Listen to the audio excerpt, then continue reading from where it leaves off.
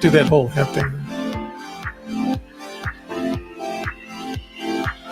And what are we talking about, boss? Hello and welcome to Messages and Methods. I'm your host, Shelley Carney. Tonight we'll be talking about encore entrepreneurs and making the big shift into the encore entrepreneur lifestyle. Woo-hoo. Lifestyle. So it's a lifestyle now, It huh? is. I think I actually kind of like that, it being a lifestyle, because that means I have a new lifestyle.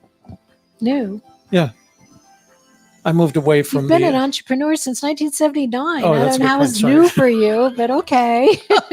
Well, it's a bit, I'm an encore entrepreneur. Yes. So I have How many encores is this for? I don't know. Quit counting. All right. Hey, it's Shelley and Toby, and we're here to talk about encore And we're having entrepreneurs. fun. Come and join us. Come and join us.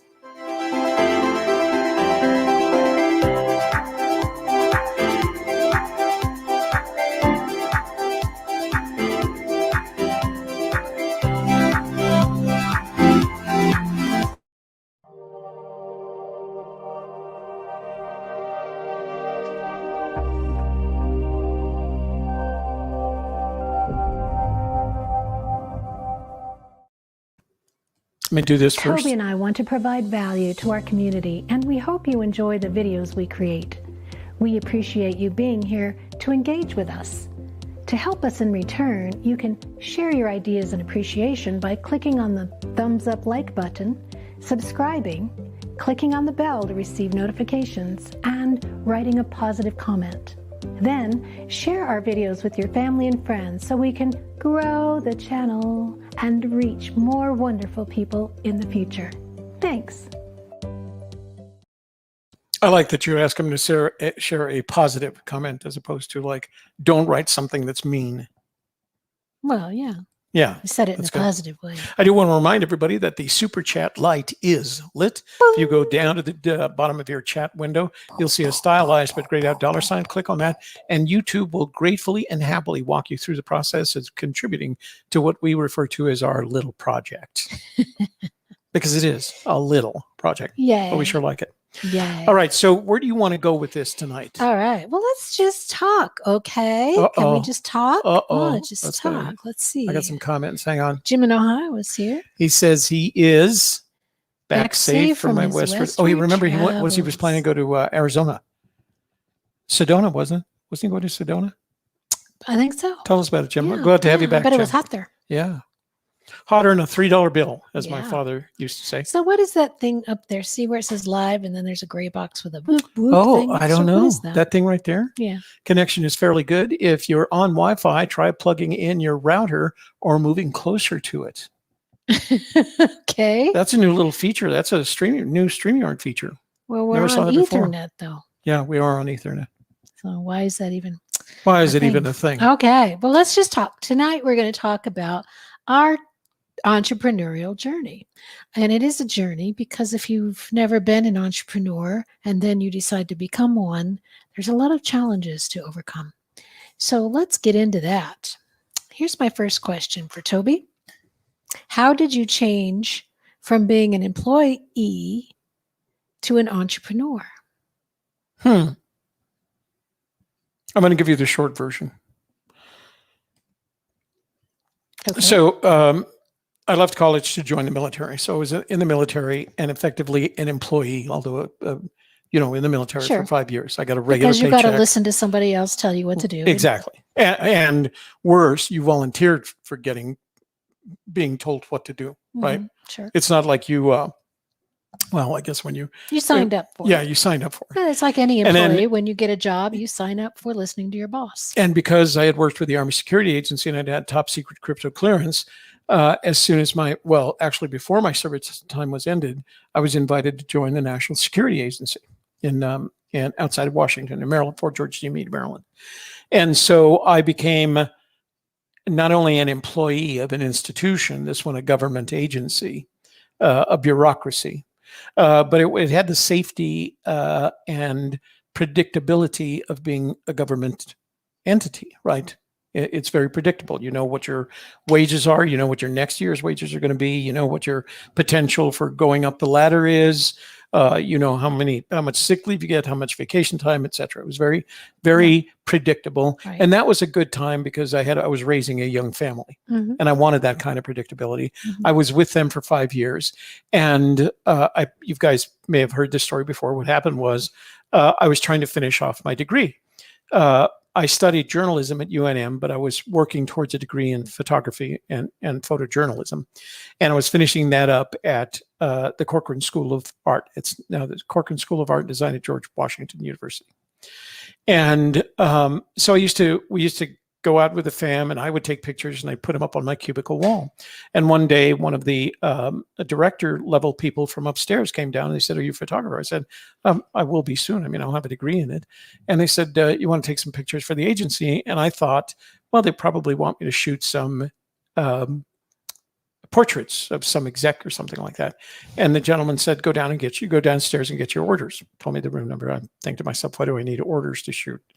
Well, it was orders for Why do you need orders to shoot a camera? yeah, shoot a camera, right? So it was actually orders for Nairobi, Kenya, and they called it mission. I don't like referring to it. The project was for me to track the building of the Russian embassy in Nairobi photographically. So I did that for 3 months. I went home, tried to explain to my wife what's happening. I was losing my job, etc. I was still working for the agency, but they had asked me to do this. They called it TDY, temporary duty, and I agreed. And so I was there for 3 months, came back, and turned over my work. Actually, the work was going out weekly in the diplomatic pouch from the U.S. Embassy. And I thought that was it. Went back to my desk as an intelligence analyst, went back to work with the group of people, told stories about my excursion, if you will, to Nairobi. But that wasn't a national security agency. That wasn't what you did for the NSA. Most of what you did for the NSA was, because it was intercept, was desk work, right?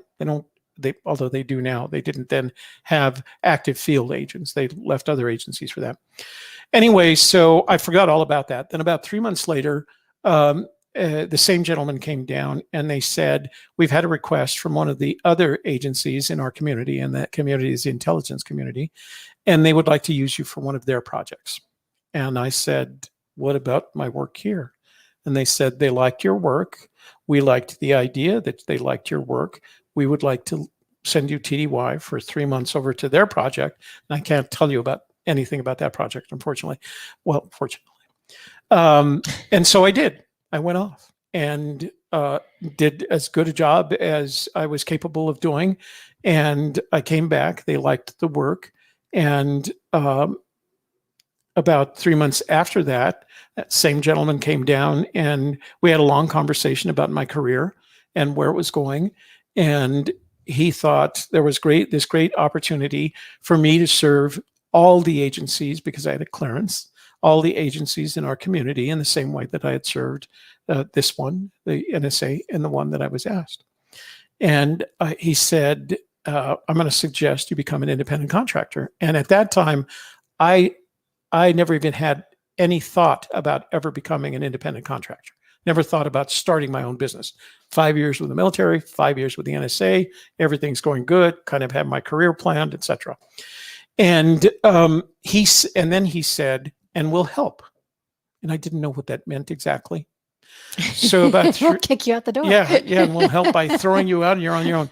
So about 3 days later, I went to a conference. I was invited to go to a conference room, and there were 5 or 6 other people in the conference room, and they all represented different parts of different agencies, including the Small Business Administration.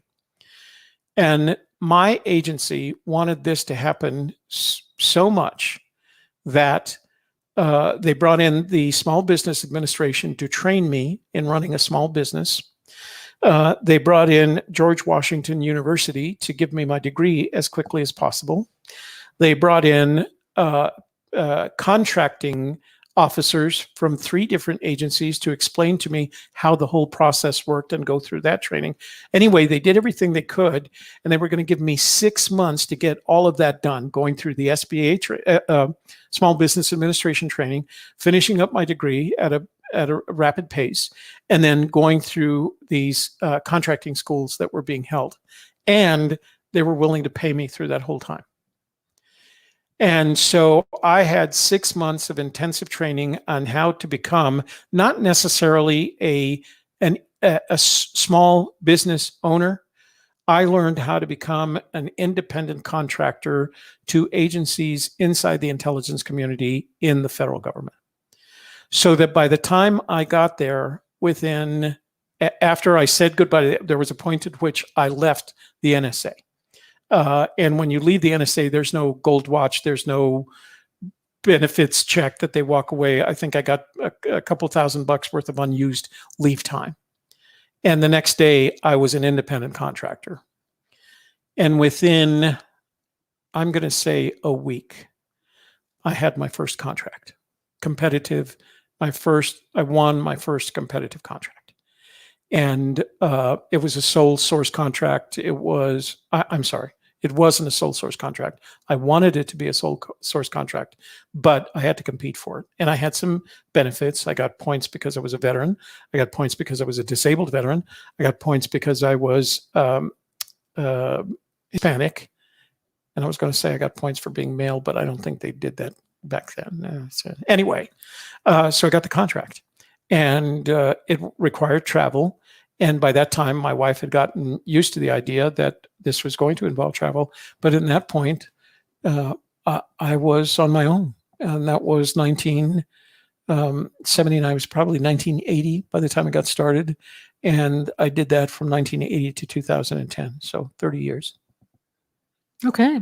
Well, here's what I took from that story that I think can be of help to other people is get some training and some help, some mentoring, and that is available to you from the Small Business Administration, but also from a volunteer agency called SCORE. SCORE stands for Senior something of retired executives. Senior, not collaboration. Senior Council, Core, something. Senior. I'll think of it later. Senior something of retired executives. Yes. And basically it's an organization. Council, it's a nonprofit organization that provide free information and training. And they have online trainings all the time. They have a library full of training videos available to anybody who wants it. Just go to SCORE on, Google it. And it is CORE. It's Senior Core, CORPS, Senior Core of Retired so of it's Executives. Capital SCORE. Right. Look it up. Go there. They've got all kinds of free training. They have mentors who volunteer to work with people who are transitioning to owning their own business. Doesn't matter if you're 20 years old or 80 years old. They will help you to do that transitioning. And the Small Business Administration is the same. They have courses. Some of the courses you have to pay for, but they're taught in a college with a college level rigor. And they teach you the fundamental things of being able to operate a business. That's where I learned. You have to hire an attorney, an accountant, and an insurance agent. I mean, literally, I remember having that class where they told you the people that you want to engage as soon as possible to ensure that you didn't screw up your business. And to this day, when people say, what would you do if I was going to, I would say, hire an attorney, an accountant, and an insurance agent, because that protects you, your business. And they can if you get have you set up right. So then okay, you're making this much money. You're not going to have to pay taxes quarterly yet. Right. But come back next year and let's discuss it again, so you don't have to see that accountant all the time, but they get you set up and started. And so that I did that was under the auspices of Video Tarot LLC. And I did that till around 1995. And then I formed B2G Consulting LLC. And that was based on the fact that I was getting requests from government contractors to help them do business with the Intel community. And so I started that consulting business that did training, that did consulting, but mostly it was training and consulting, but it was all about what you had to know and what you had to do to be able to do business with the intelligence community. And the reason everybody wanted to do that, it wasn't that the contracts were bigger. I mean, I worked on contracts that were anywhere from 50 to $1 billion $50 contracts for companies like Oracle and Microsoft and Sybase, et cetera. But the nice thing about the intelligence community is there was a lot of sole source, meaning you didn't have to compete. They would put it out and they would say, this is going to be sole source and we want this person to do it, or this company to do it. But the big problem with doing the intel community is it means the first thing you have to do is find people on your staff that have clearances. Right. And the easiest way to do that is to hire them away from those agencies. So, and it's okay to do that. You can hire them away to be on your project teams if you want. And what happens is you find some guy that's been working for the government for 5 or 6 years, has a certain salary, and you offer him a job that basically triples his salary immediately. So I see we have a comment from Brian. Let's see. Brian says, hi, Toby and Shelley. I've been self-employed for 29 years. Yeah. And that's another great thing is if you're going to go into business for yourself, there are so many people out there who can help you and are willing to help you. But first, try those volunteer organizations like SCORE and SBA because they are set up for that. And you can always go to your brother-in-law or your friend and say, what should I do? Who do you recommend? And they can help you as well to connect with the right people. For instance, I know in the film industry, there was 1 or 2 agencies in the state that handled, insurance for film projects. Right. And outside of that, and people didn't know who that was unless they asked around. Right. So that's always helpful. I see Jim said something about. He said he's going to send us pictures of his trip. So. He's also a photographer. Yep. The pilot, the photographer. Yeah. All right. So that's kind of my story. And I've never stopped. I've never been employed. I've been long-term contracts with organizations, both government and public and private. So we heard about the people who helped you, and we heard that you got a contract the first week you were on your own. But what were some of the challenges that you had to overcome in that transition? The challenges were funny because I should have been prepared for that. My father was a business owner. His brothers were business owners. My grandfather on my mother's side was a business owner. My mother was a business owner, except the period after she just didn't want to be in the business and went to work as a teacher, went back to her teaching roots. So it was funny that my expectation was that I was always going to be employed. I really thought I was going to be a long-term employee of the federal government. And then I was going to rise from a GS-15 level intelligence analyst to a director or whatever that was. That was the plan. So when this opportunity popped up, the first reaction was, I have to explain this not only to myself. I mean, I could justify it to myself, but by this time I had a family, right? And they had certain expectations that what they got here was a guy who was consistent.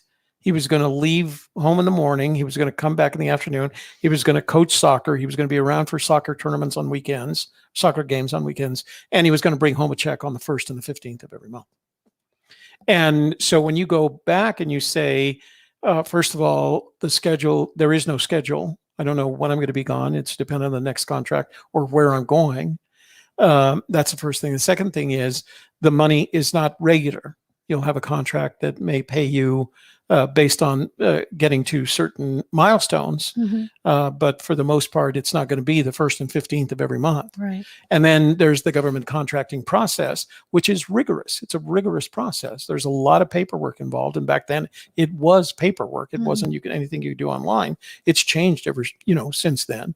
But for example, there were some cases where you had to write a proposal in response to an RFP, a request for proposal, and you had to go back, and those were the competitive instances where you didn't know if you were going to win. So there was a lot of risks that you wouldn't otherwise have if you had been employed. Right. And when you're employed by the federal government, for the most part, if you can deal with a bureaucracy and you can accept the fact that they do have a purpose in life, right? A lot of people think there's no purpose for the government except to be irritating. They do. The bureaucracy, the people that I worked with were great people, and I loved working with them. But there is that consistency. If you stay, Right. if you stay there, you're good. Your income will grow at a regular pace, and it's a fair income, Mhm. and you will be promoted into the management, the GSS level, and eventually you'll retire as a director with a very good retirement income. And you don't have to spend 30 years. You could do it in 20 years for a part, but if you spend 30 years, it's basically 100% of your salary. So it has all these consistently defined benefits. And when you're married to someone and you're raising children who have expectations of going to college, that sounds pretty good. I'm always going to Right. be employed. I'm always going to have health care. Yeah. I'm always going to have, it's not 30 days of leave, 15 days, 15 sick days and 15 vacation days a year. So it was all very predictable. And I think families, for the most part, prefer the predictability. Sure. That makes their lives a lot easier. And they prefer the idea that he's going to leave kind of by the time we're getting up, and he's going to be back by the time we're finishing our homework, and then we can have dinner and do whatever, he'll make it back in time for soccer practice. And so that once you make a decision to go out on your own, especially when you have a family, the predictability quotient goes up. And because the predictability quotient goes up, the stress quotient goes up.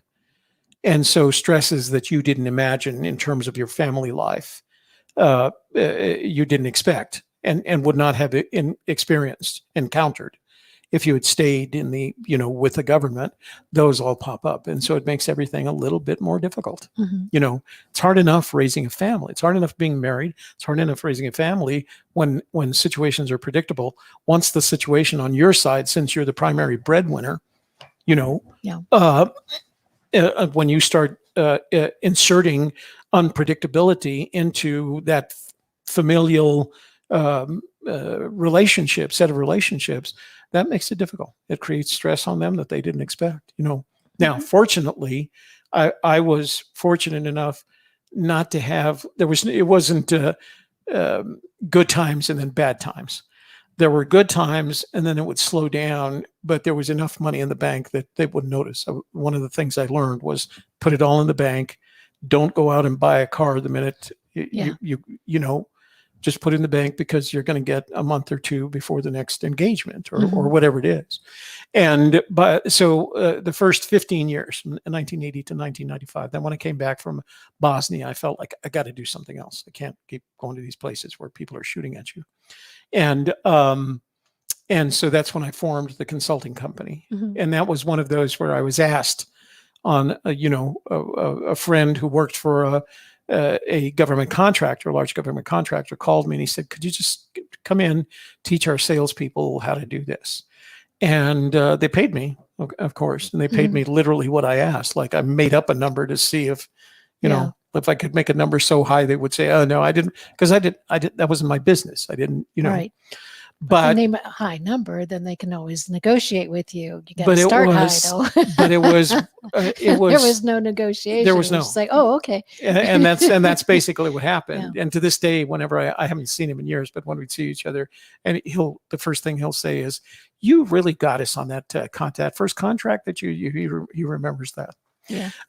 But it was 3 really pleasurable days for me. I really enjoyed the teaching. I really enjoyed the person in the room who knew all this stuff, and who could answer all their questions and who could kind of set expectations like, no, it's not like other government contracting. It's nothing at all. Because if you don't have the people with clearances, they're not going to hire you anyway. Right. And they'll make it a requirement. Right. You have to have X number of people with this level of clearance. Otherwise, we're not going to hire you. So it was just fun being in that room for 3 days. And I thought, well, geez, why don't I try this a couple more times? So at networking events, I have a little 3 over brochure, and if there was somebody that indicated an interest, oh, you work for you're a government contractor, the Intel? Oh yeah. He says, how do you do that? Here's my brochure. And so that led to not only to teaching gigs, but consulting gigs, where they'd bring you in, they'd win a contract, or you'd be part of the proposal team, Mhm. where you just help them write the proposal in response to this activity, to this RFP. And so that kind of that moved me away from the traveling, and I was home more, right? And I think sometimes the kids didn't actually enjoy they were glad Dad's going to be gone for 2 months, Mm. But that stabilized not only the income, but the travel. Mhm. And then it was a couple of projects I did. I went back to Iraq in 2003, 2004, and then Afghanistan in 2008, 2009.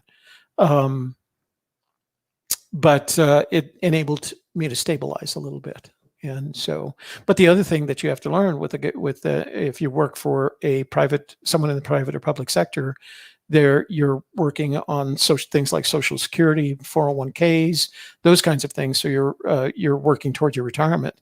When you're an independent contractor, when you're self-employed, you have to figure out how your retirement is going to work out. You have to start saving for it, and preparing for that, independent of the fact because you'll never see Social Security, right? There's not an option for you. Yep. So it's good to point out that you were letting go of that security, but at the same time, we should also point out that that security is an illusion. Yes, a government job is pretty secure. Mhm. But when the government shuts down, which it has, you're off, with no money coming in, Right. and then you realize it wasn't as secure as you thought it was. Right. No job is. So You could go in to work one day in any industry, whether that's making landline telephones. Hey, we don't make those anymore. Telephone books. Hey, we don't make those anymore.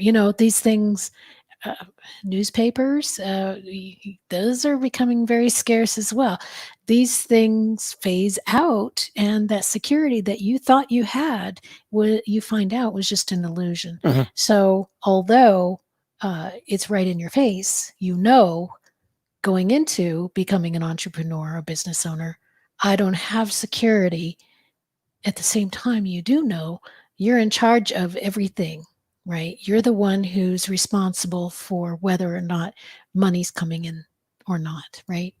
Well, there's that. Plus, you're also responsible for where you invest your intellectual energy, right?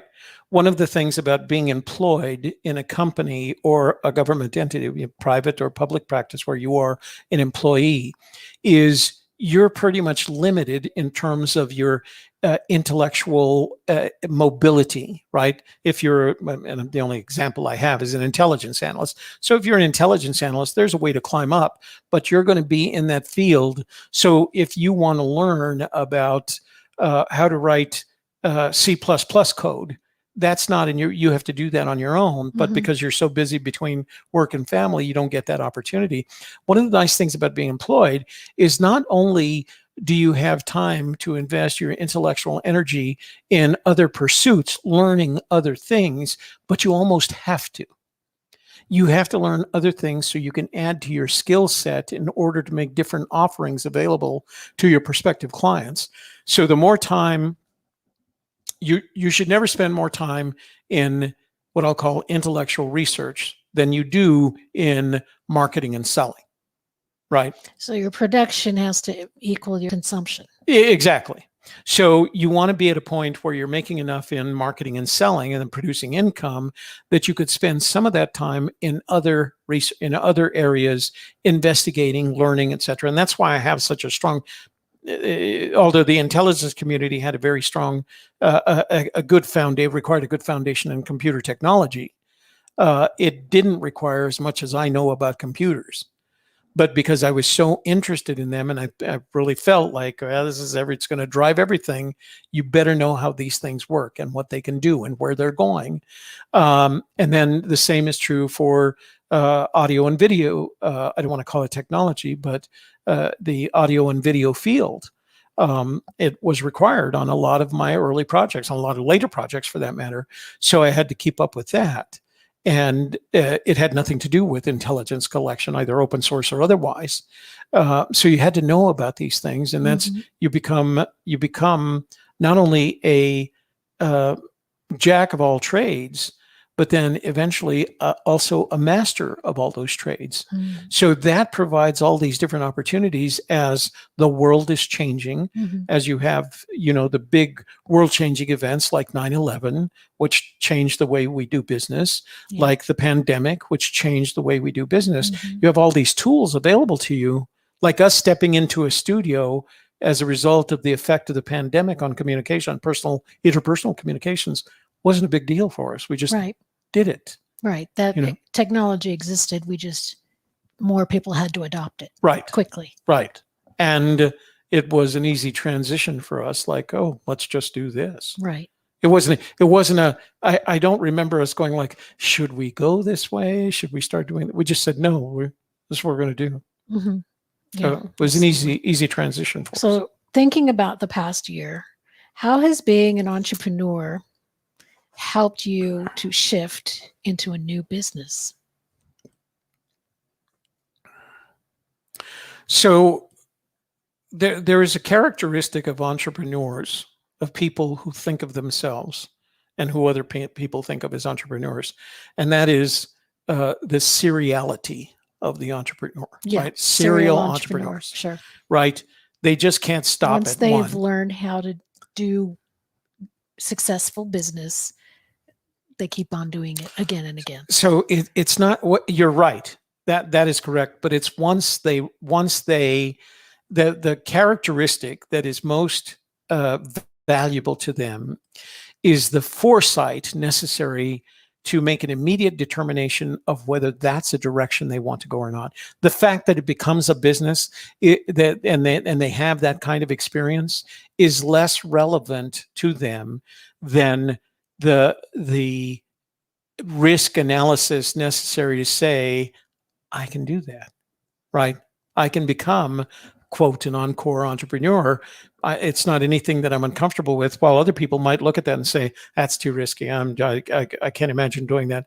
I'm afraid of being in front of a camera, or I don't know how to build a technology, or I don't know what YouTube Live is. I don't want to put the money into it, or I might lose it. Yeah, exactly. So, I mean, think about how we did Streaming New Mexico. Yeah. That was literally based on somebody saying, could you stream this one event for us? We bought a little $500, and the next thing we know, we're in a business that's generating money for everybody, and we're meeting lots of people and getting lots of requests for business.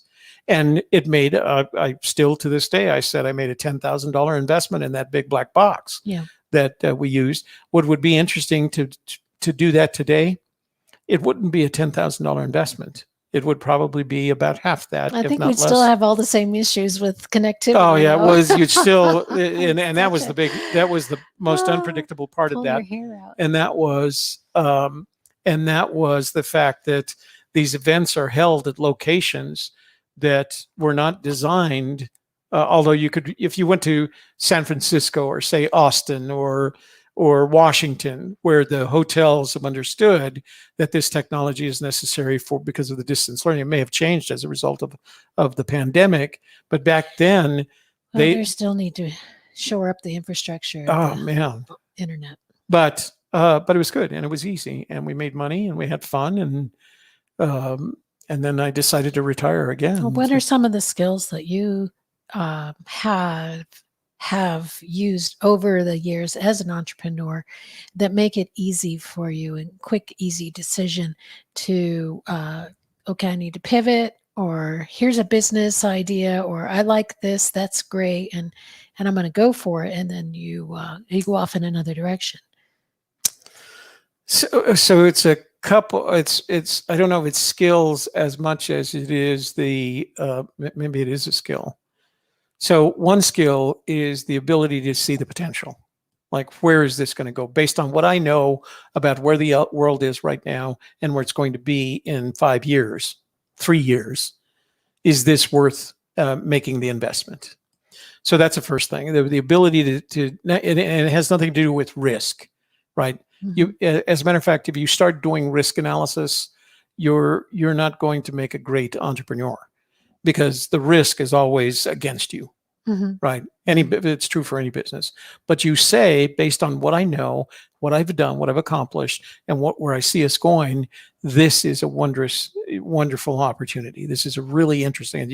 You've heard me use the word. If I use the word interesting, then we're moving off in a funny little direction here, right? It's an interesting opportunity.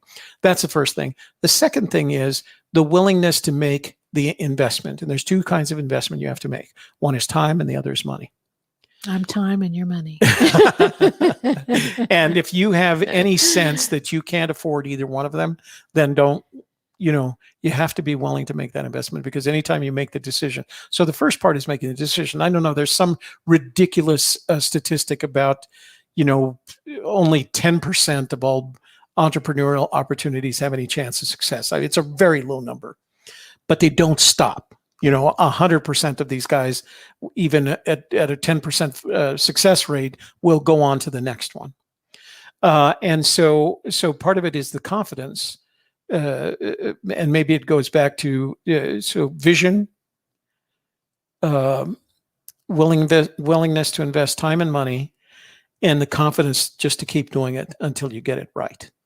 Because every time you launch one of these entrepreneurial race cars, whether it wins or loses, you learn something.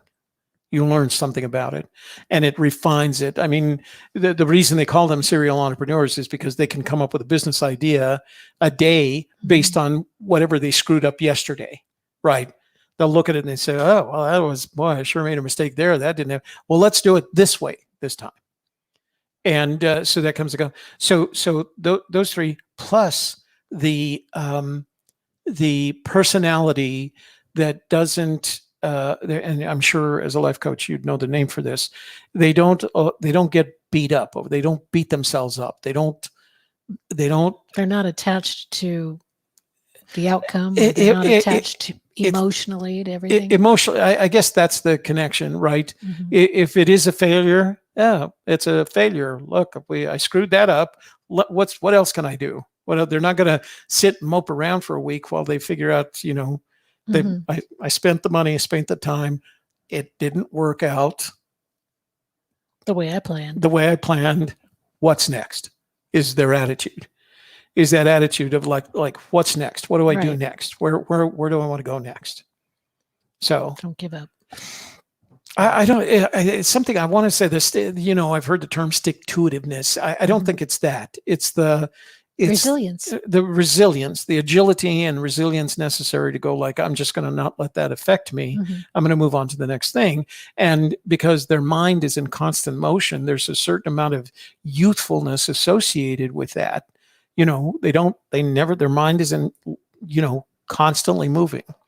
I get a sense that one of the characteristics of entrepreneurs is that you go to sleep late at night, mm-hmm. eventually, because you're afraid you're going to miss some idea or thought that's going to come literally as a result of watching a TV commercial or something. You really want your constantly consuming ideas, and what was it? It wasn't Freud. It was Jung. Synchronicity. There's a bunch of little tiny ideas rolling around your head, mm-hmm. and then one day they all clump up and they become a big idea with lots of potential. That's that synchronicity that he mm-hmm. described, mm-hmm. and that happens to.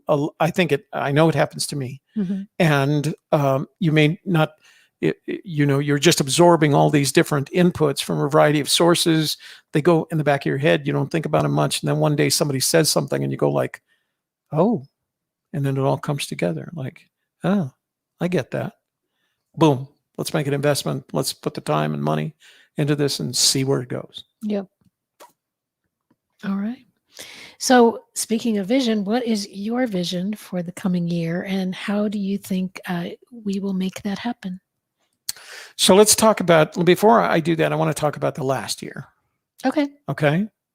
So there we were. We had a very successful YouTube There we channel. were. There we were. Very successful Picture this. YouTube channel focused on the Forest Fen treasure, Mhm, moving along very happily, mhm. earning income, regular income from it. We were splitting a check on the 20th of every month that we got from YouTube.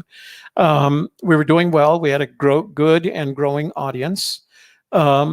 We had some moments there where we tried different things and we realized that's just not what our audience wants to do. And then on June 6th last year, somebody found that it was announced that the treasure was found. So we had a couple of options at that point. One was to continue milking it for as much as we could. And that would have been we could have done that. I couldn't. I was bored. Yeah, well, that was the I other was problem. I done. think it takes two to tango, and you and I have been partners for as long as we have, and part of the partnership requires that we, at least have the conversation. And we did have the conversation the night that it was announced. Yep.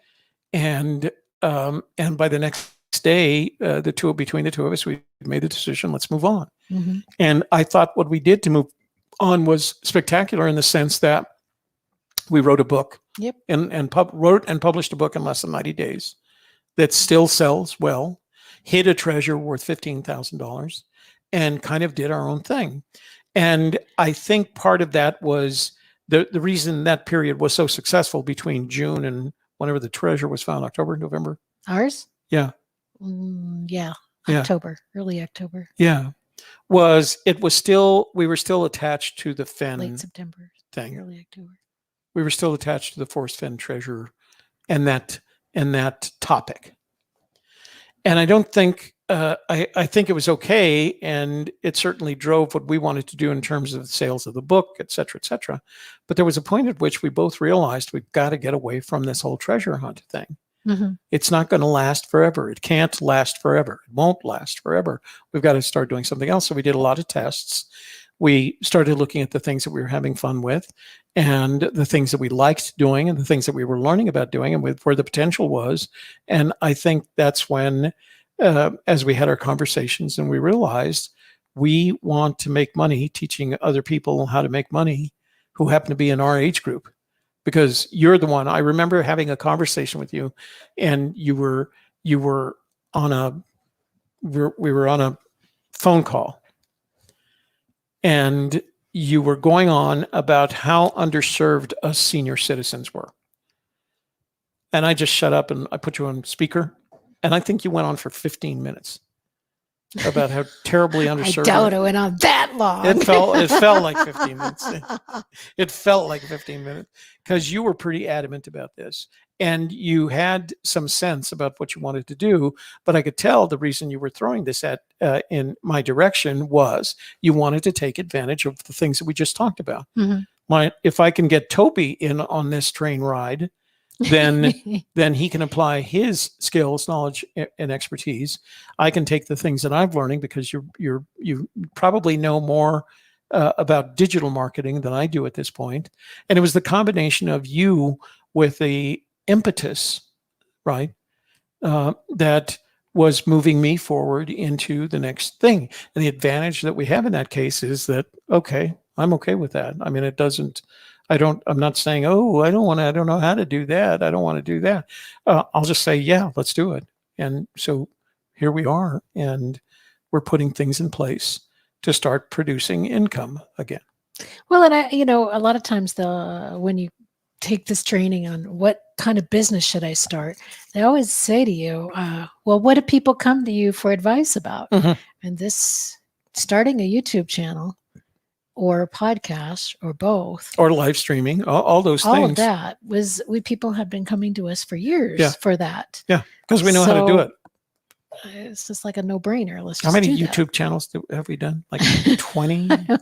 We spawn the channels, but they're fun. In each case, we learned. I mean, we're getting to the point where we know exactly, literally, we can tell anybody, especially an encore entrepreneur, someone who's already made one career and would like to make a second career in just selling effectively their expertise. Their product is them.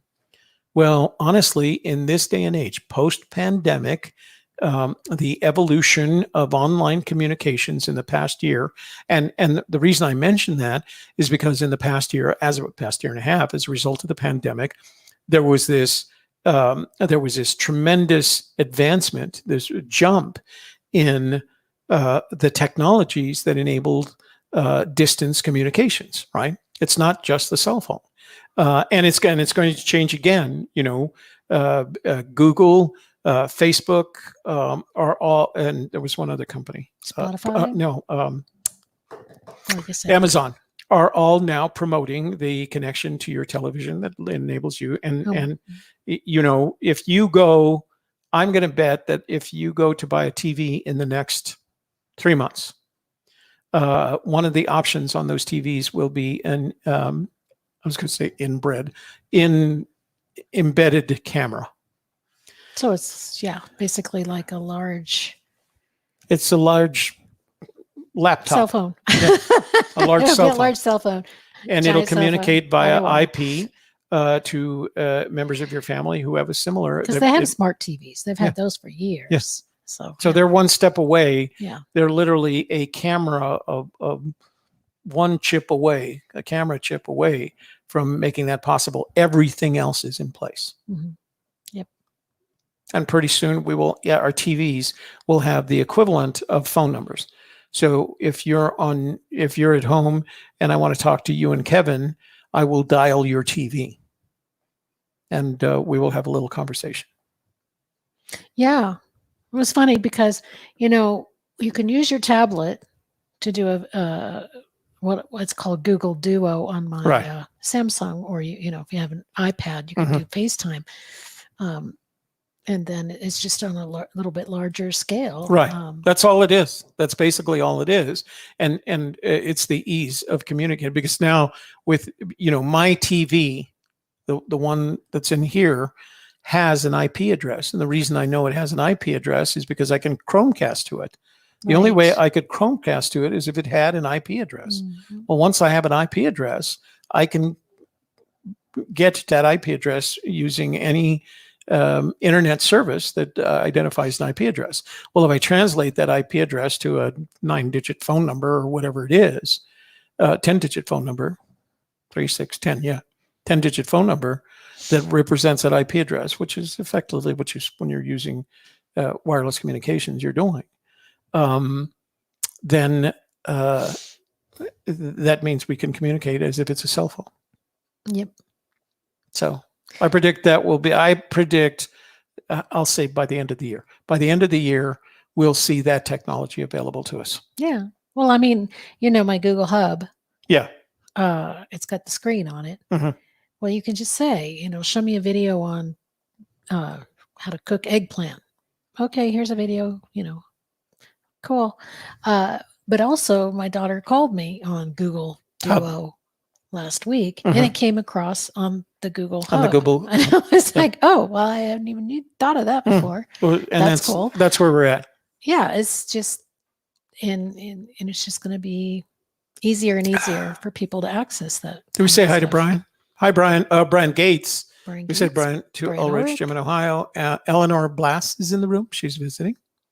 Thanks for visiting, Eleanor. Nice to see you again. So that last question again was, what is your vision for the coming year and how will you make it happen? And I changed that to how will we make it happen? Because I'm here too. Yeah. So I think my vision for the coming year is that more and more people in our age group who have already had one career will, because they don't want to stop. It's hard for any of us. Can't stop, won't stop. The boomers, the Gen Xers, the Gen, they just can't stop. And shouldn't. And shouldn't, if you can still do it, right? I think one of the benefits of the past 50 years is that we each acquired an expertise in something, whether it is blacksmithing or, in my case, audiovisual communications technology. And one of the ways you can use that in 3 ways, as far as I can tell. One way is you can sell the equivalent of your expertise. Best example is Peter Leifer, Leifer. who spent his entire life as a financial advisor. Now he's retiring and he wants to keep making a little money. Although if he's a good financial advisor, his retirement is planned. Right? Yeah, it's not about making money. It's Right. more for him about staying, keeping his finger in the pie. And, right. And looking at areas that he wasn't able to work in the past. Right. And so he's the only thing that he's working on is his expertise and the technology as a result, again, of the pandemic and how we expanded that technology so quickly. He's able to use that to a certain extent, but because he isn't completely familiar with it, he would like some help in making it look good and sound good and all those things. And of course, we can help in that.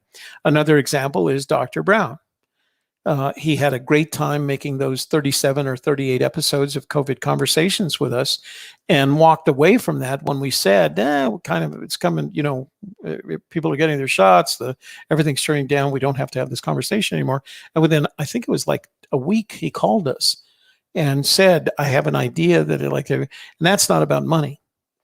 Right. He's retired. He has a retirement income. He's fine. In the pie. But he keeps his finger in the pond, and he likes having those conversations with those people. It's educational for him, and he's all about the education. Right. And he wants to share that with the rest of the world. Right. He wants people to know that there is did we know anything about, quote, the microbiome? I just learned so much because he interviewed one person about microbiome, and I wanted to understand what that was before, during and after the whole event. And so I ended up reading a couple books on it and then sharing all that information with you and imagine changing my diet. And that's all coffee wants. That's from one conversation. You're the perfect example of what coffee wants. That he has a conversation with a guy that has and I'm not saying life-changing in the sense that you're doing a complete 180, but life-changing in the sense that you learned more about how your body works and you're making some changes that are going to help you live long and prosper. Mm-hmm. And so that's exactly what coffee wanted in those situations. Yeah. And we can think of, another example is DJ, our friend DJ Heckes, who had a completely physical-based business, had a storefront, had products in the storefront, et cetera, and pandemic live events that people came to, all of that went away. Mm-hmm. And what she's made is the transition into making that completely digital and distance. It deals with distance now. Right. And online changed her events. business, found a smaller location because she doesn't have to keep all those products in one place. So we see a lot of people in our age group making those making A, the decisions necessary to move on, and B, then implementing those decisions so that they can move on and do other things. And I think that's, so we have a very specialized area of expertise. We know how to do that. More importantly, we know how to leverage what you're creating, because for us, doing a live stream like we're doing tonight is the act of creating content. So the question is, how can I take this content, and we're going to be talking here for about an hour, maybe a little bit more. How can I take this content and leverage it into other things? And that's the other thing that we're expert at. So you can take experts in, how you can take one piece of content and leverage it into, how do you refer to it? A social media storm of content. Social media storm of content. I like when she says that. So, I just want to say hi to Huli. Good to have you here. Hi, Huli. I guess where we want to go is to be able to, we have an opportunity right now to take all the things that we've learned over the past, however long we've been working together, 8 years. Yeah, about 8. And turn it into a service that helps people like us reach their dreams. Because Coffee's dream is, leaving this legacy of information, of medical information behind. And Peter's dream is continuing to grow and change the financial services or, financial advisory business And to teach, and to teach young people how to Well, that's the other thing. either save for retirement, or those who have a lot of money to learn about being a philanthropist and what that means and why should they do it. And why they should do it. Everybody has kind of this dream. I don't think we've talked to anybody. I don't think we've spoken to anyone who doesn't have, who, I'm sure I'm going to mess up this sentence, who has a dream that we know is possible because of what we know, right? We haven't heard anybody say to us, tell us their dream, their vision, and we've had to say, I don't think that's possible. We haven't had to do that. No. Because the simple fact of the matter is everything that they need for them to accomplish that is available. Right. They're not quite certain. They may be uncomfortable with it, but the simple fact of the matter is we haven't had to say to anyone, I'm sorry, that's out of the range of possibilities. We always have the ability to say, oh yeah, okay, we can do that. It's kind of cool to be able to say that. Mm-hmm. So awesome. Awesome. What? Where are we going to go? Awesome You sauce. tell me. I'm just following your lead on this. Where we're going to go? Yeah. What are we? There's so many things coming so fast, and it's sometimes really hard to keep up with all of it. And I think especially for those of us, and who didn't grow up with certain things. We didn't grow up with cell phones. We didn't grow up with computers. We didn't grow up with it, using it. We had to learn it as it came out, and we're still having to do that. We still have to constantly keep up, right? We had to join Clubhouse and learn what that was. Now Spotify is going to be doing it. Facebook's going to be doing it. Twitter's going to be doing live streaming. It's just like, oh, have you heard this yet? Have you heard this? Every day, another email comes that tells you something else that's happening or coming your way, or what changes YouTube is making or Facebook is making, or, what LinkedIn is doing this now. It's like constant change. So how do you get into the flow of that constant change and take advantage of those? That's where the resilience and agility comes in. The willingness to accept that these changes are going to take place and how you incorporate them into your plans, because social audio, although it may have started with Clubhouse, we've had some of the big boys, including Spotify and Facebook, say, and Mark Cuban is it that has Fireside. Mm-hmm. So that's at least 4 entrepreneurial style and they're finding ventures. a way to bring social audio and podcasting together. Yeah. Yeah. That's what Spotify is doing, right? Yeah. Podbean was doing it too.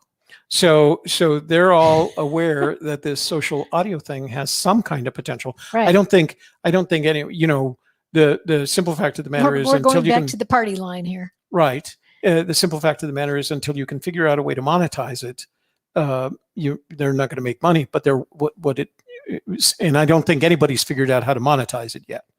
But other when than you have to find clients on there, no. Well, even then, it's not like if you're not paying for it, you're the product.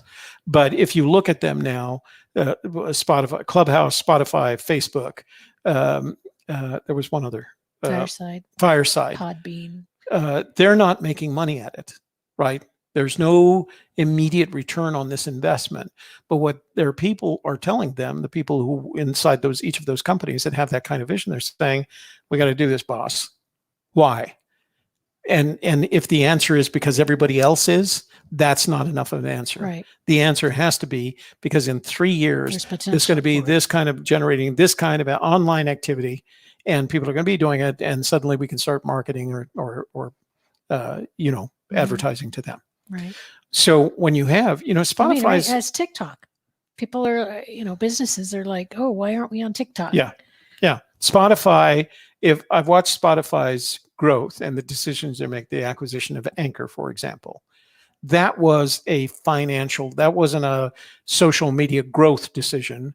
That was a financial decision because Anchor had the model where they said, yeah, you can put your podcast on here for free. Well, it's no different than when PetSmart bought Chewy, because Chewy was already doing mail service of pet items. Right. So instead of creating their own, Why not just wheel. acquire Why it? not just buy their wheel? Right. And Yeah. use it. So, one of the nice things about waking up every morning is I'll have at least one and sometimes as many 4 emails from Shelley going, did you see what happened last night? You know, the things that are changing for us. Right. Every once in a We while, keep I get to doing do it. You one. sent one to me today, Yeah, didn't you? yeah. And but it's because of the things that are changing, and we're watching these things and thinking about it. And we're going, how do we incorporate the quote social audio unquote into what we're doing? Well, for us, if you have content and you can incorporate. So one of the things when we found out about Clubhouse, not only did we join, but within 2 weeks we were live streaming to Clubhouse. Nobody else was doing it at the time, but we were live streaming to Clubhouse. We figured out how to do that and do it credibly. And so one day other people are going to be using that technology to do the same thing. So Yep. All kinds of stuff coming. Life is change. So this was an awesome little talk we had tonight. We also like to talk to people other than ourselves. So if you are interested in being on Messages and Methods and talking about your business, your entrepreneurial journey, your legacy live stream ideas, whatever it is that you have to present, please go to Journey, our guest's journey, and go through this little simple, quick process, journey.messagesandmethods.com, and join us on a live stream conversation on a Wednesday night. And we'd love to learn more about you. Tell us about your journey. Tell us about what you're doing It'll be the same kind of conversation we had tonight. Yeah. You get to answer all those good questions. We want to hear what you're doing. All you have to do is listen to Shelley for about 10 minutes total. Yeah, something and like she that. explains everything to you. And what else do we have for the fine people tonight? Why don't you give them a free book? If you are interested in being a podcast star, if you want to have your own podcast or you want to be a guest on podcasts so that you can promote your business, your book, your speaking, whatever it is that you want to showcase, here's a great ebook for you, How to Get Booked on Podcasts and Be a Great Guest, which is a great starting place if you want to have your own podcast. First, be a guest, see if you like it. And you can get this at podcaststar01.agkmedia.studio. And pretty good book written by experts. Look at that, written by experts. We also have an amazing Facebook group that we would love for you to join if you are 50 and over and you are interested in having your own live stream or live streaming to your Facebook group, or maybe you want to do webinars, or maybe you want to create video content for whatever reason, and you want to do that. We can show you how to do that. If you want to be an encore entrepreneur, we can work with you on that as well. This group is for you, and we have great resources in the group. We also do our live streams straight into the group. As you can see, there's last night's live stream where I got my new shirt on, AGK Media Studio shirt. Nice, Yeah. nice shirt. Yeah. I was making faces at YouTube. So please do join that if that is of interest. Facebook.com/group/leveraging your content. We have a lot of fun in there. Oh, and look, this is our store. If you want to set up your own home studio to run your own live streams in the most professional way possible, we have a great kit in here. We have several great kits, in fact, but I'm focused this week on the home studio kit. And these are things that we've used. We have used everything except for the pop-up green screen, and I just put that in there because it was on sale yesterday. It's not on sale today. No, it's not Prime Day. It's gone back up on price, but everything else is really good quality merchandise that we've used. We recommend Tested by experts. and approved. So if you want to go to our Amazon store, you can see that amazon.com/shop/a gypsy's kiss. And we do make a very small commission if you purchase using our put together kit. and it doesn't cost you any extra. Pretty cool. Yeah. And we do our best to find the best priced, highest quality merchandise. And most useful. All right. That's all we have for tonight. We appreciate all of you being here with us tonight. It was great to see you. Great to see Brian, Holy, Silver Fox, who's not lurking. and Jim in Ohio. And Jim's, I don't know why Jim listens to us. He's not even 50 yet. I think he is, isn't he? I don't know. He says he's not.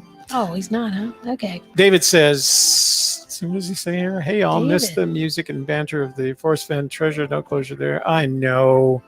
We found closure, but we know a lot of people haven't yet. So we can offer our best wishes for a quick and speedy recovery.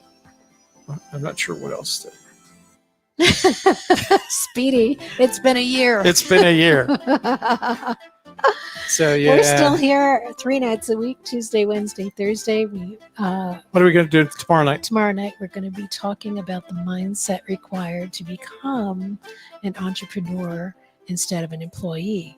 So if you're moving from being an employee to becoming an entrepreneur, there is a lot of mental stuff that needs to shift. So the big shift from employee to entrepreneur and what that means. And how much easier it is today than it was 30 years ago. Yeah.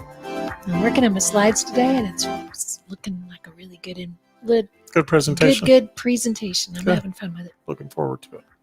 Tomorrow at 7 p.m. on Shelley Carney live stream coach. There we go. Yay. So join us then, 7 p.m. Mountain Time tomorrow night. That's right. We'll also be live on Facebook. So And several other channels. that's right.